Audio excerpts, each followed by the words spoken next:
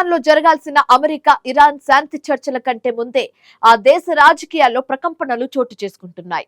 ఇజ్రాయెల్ను ఉద్దేశించి ఆ దేశ రక్షణ మంత్రి ఖవాజా ఆసిఫ్ చేసిన ఒక వివాదాస్పదమైన పోస్ట్ ఇప్పుడు అంతర్జాతీయ స్థాయిలో పాకిస్తాన్ను ఇరకాటంలో పడేసింది. ఇజ్రాయెల్ను మానవాళికి శాపం అంటూ ఆయన చేసిన వ్యాఖ్యలపై ఇజ్రాయెల్ ప్రధాని కార్యాలయం నిప్పులు చెరిగింది. దీంతో అప్రమత్తమైన పాక్ ఆర్మీ చీఫ్ ఆసిమ్ మునీర్ నేరుగా జోక్యం చేసుకుని రక్షణ మంత్రి చేత ఆ పోస్ట్ ను డిలీట్ చేయించారు. అసలు ఇస్లామాబాద్ లో శాంతి చర్చలు జరుగుతున్న సమయంలో పాక్ మంత్రులు ఎందుకు ఇలా రెచ్చగొట్టేలా మాట్లాడుతున్నారు? తన పరువు కాపాడుకోవడానికి పాక్ సైన్యం చేస్తున్న ప్రయత్నాలేంటి? ఈ స్టోరీలో చూద్దాం.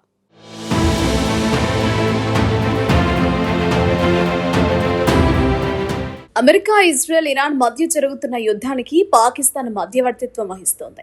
ఇప్పటికే అమెరికా, ఇరాన్ మధ్య కాల్పుల విరమణ ఒప్పందం అమల్లోకి వచ్చింది. మరోవైపు ఇస్లామాబాద్ వేదికగా శాంతి చర్చలు జరగనున్నాయి. ఈ నేపథ్యంలోనే పాక్ లో అంతర్గత రాజకీయాల్లో దుమారం రేగింది. పాకిస్తాన్ రాజకీయ వ్యవస్థలో సైన్యం ప్రభావం ఎంత బలంగా ఉందో మరోసారి స్పష్టంగా బయటపడింది. దేశ రక్షణ మంత్రి ఖవాజా ఆసిఫ్ చేసిన ఒక సోషల్ మీడియా వ్యాఖ్య అంతర్జాతీయ స్థాయిలో తీవ్ర దుమారం రేపడం మాత్రమే కాదు, ఆ వ్యాఖ్యను తొలగించడానికి స్వయంగా సైన్యాధిపతి ఆసిమ్ మునీర్ జోక్యం చేసుకోవాల్సి రావడం పాక్ లో అసలు అధికార కేంద్రం ఎక్కడుందో మళ్లీ ప్రశ్నార్థకంగా మారింది. ఇజ్రాయెల్పై తీవ్ర విమర్శలు చేస్తూ దాన్ని మానవాళికి శాపం, క్యాన్సర్ దేశంగా పేర్కొంటూ ఖవాజా ఆసిఫ్ చేసిన పోస్ట్ సోషల్ మీడియాలో వైరల్ అయింది. ఇస్లామాబాద్ లో జరుగుతున్న కీలక శాంతి చర్చల సమయంలోనే ఈ వ్యాఖ్యలు రావడం అంతర్జాతీయ వేదికపై పాకిస్తాన్ కు ఇబ్బందికర పరిస్థితిని తీసుకొచ్చింది. ఇజ్రాయెల్, లెబనాన్, గాజా, ఇరాన్ ప్రాంతాల్లో జరుగుతున్న ఘర్షణ నేపథ్యంలో ఈ వ్యాఖ్యలు మరింత సున్నితంగా మారాయి.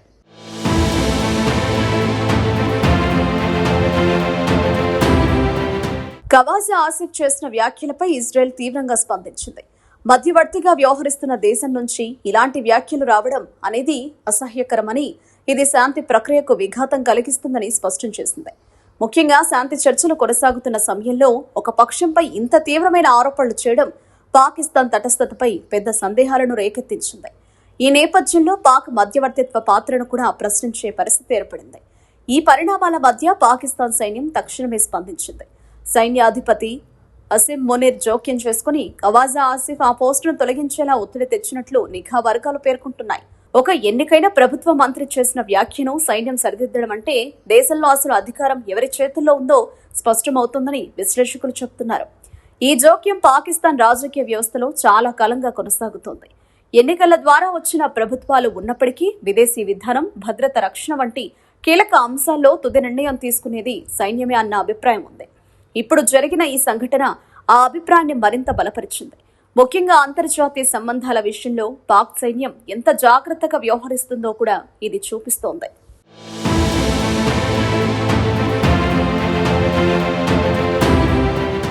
ప్రస్తుతం అమెరికా, ఇరాన్ మధ్య జరుగుతున్న సున్నితమైన కాల్పుల విరమణ ప్రక్రియలో పాకిస్తాన్ మధ్యవర్తిగా కీలక పాత్ర పోషిస్తుంది. ఈ నేపథ్యంలో చిన్న వ్యాఖ్య కూడా పెద్ద దౌత్యపరమైన సమస్యగా మారే అవకాశం ఉంది. అందుకే ఖవాజా ఆసిఫ్ చేసిన వ్యాఖ్యలు పాక్కు తలనొప్పిగా మారాయి. ఒకవైపు మధ్యవర్తిగా ఉండి మరోవైపు ఒక దేశాన్ని తీవ్రంగా విమర్శించడం పాకిస్తాన్ విశ్వసనీయతను దెబ్బతీసే అంశంగా మారింది. ఇదే విషయాన్ని అంతర్జాతీయ వర్గాలు కూడా గమనిస్తున్నాయి. ముఖ్యంగా అమెరికా సంయుక్త రాష్ట్రాలు పాకిస్తాన్ తన నాయకత్వాన్ని నియంత్రించుకోలేకపోతుందా అన్న అనుమానాలను వ్యక్తం చేస్తున్నాయి.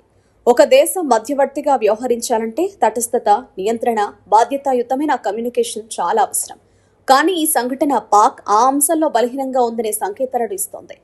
ప్రస్తుతం పాక్ తీవ్ర ఆర్థిక సంక్షోభాన్ని ఎదుర్కొంటోంది. పెరుగుతున్న ద్రవ్యోల్బణం, ఇంధన కొరత, విద్యుత్ ధరల పెరుగుదల ప్రజలపై భారీ భారం మోపుతుందని, ఇలాంటి పరిస్థితుల్లో అంతర్జాతీయంగా ఒంటరితనం పెరగడం పాకిస్తాన్కు మరింత ప్రమాదకరం. గల్ఫ్ ప్రాంతంలో ఉద్రిక్తతలు పెరిగి యుద్ధ పరిస్థితులు మరింత తీవ్రతరమైతే చమురు ధరలు ఆకాశాన్నంటుతాయి. అది పాకిస్తాన్ వంటి దిగుమతులపై ఆధారపడే దేశానికి పెద్ద దెబ్బ అవుతుంది. అందుకే పాక్ సైన్యం ఇప్పుడు ఒక సమతుల్య వైఖరిని అవలంబించాలని చూస్తోంది. ఓవైపు అంతర్జాతీయ సంబంధాలను కాపాడుకుంటూనే మరోవైపు దేశ ప్రయోజనాలను రక్షించాలి. ఈ నేపథ్యంలో ఇజ్రాయెల్తో నేరుగా ఘర్షణకు దారితీసే వ్యాఖ్యలను నివారించడం అవసరమని భావిస్తోంది. ఖవాజా ఆసిఫ్ పోస్టును తొలగించడం కూడా అదే వ్యూహంలో భాగంగా కనిపిస్తుంది.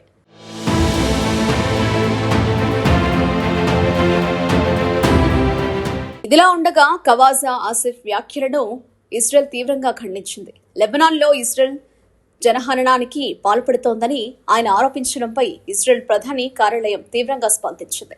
శాంతి కోసం మధ్యవర్తిత్వం వహిస్తున్నామని చెప్పుకునే ఏ ప్రభుత్వం నుండి కూడా ఇటువంటి వ్యాఖ్యలను సహించలేము అని ఇజ్రాయెల్ స్పష్టం చేస్తూ పాక్ మధ్యస్థ పాత్రను ప్రశ్నించింది.